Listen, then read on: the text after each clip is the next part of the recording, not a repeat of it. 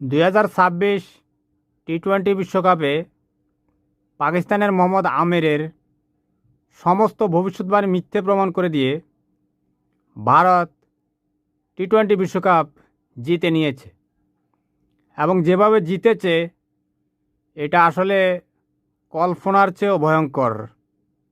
এই ভারত টিমকে আটকানোটাই বিশ্বের যে কোনো টিমের জন্য যথেষ্ট কঠিন। এমন মার কাট তারা ব্যাটিং প্রদর্শন করেছে, অন্য দলগুলো পাত্তায় পায়নি। মোহাম্মদ আমির প্রথমে বলেছিল যে ইংল্যান্ডের বিপক্ষে ইন্ডিয়া হারবে, সেটাও ভুল প্রমাণিত হলো।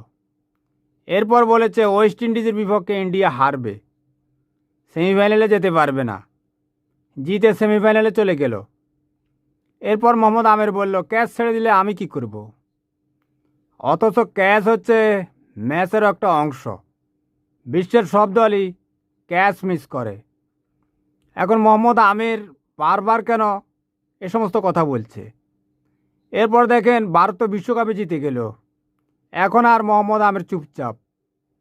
এর কারণ হচ্ছে ভারত পাকিস্তান হচ্ছে চিরপ্রতিদ্বন্দ্বী, কিছু হোক আর না হোক এদের কথার যুদ্ধ চলে। এ পর্যন্ত পাকিস্তান ভারত টি-20 বিশ্বকাপে 9 বার মোকাবেলা করেছে, 8 বার জিতেছে ভারত, 1 বার জিতেছে পাকিস্তান।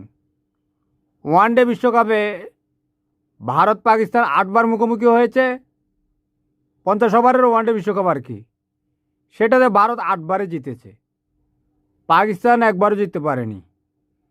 তো পাকিস্তান ভারতের এই যে মাঠের লড়াই হোক আর না হোক, কথার লড়াই কিন্তু চলতে থাকবে। আল্লাহ হাফেজ, ভালো থাকবেন।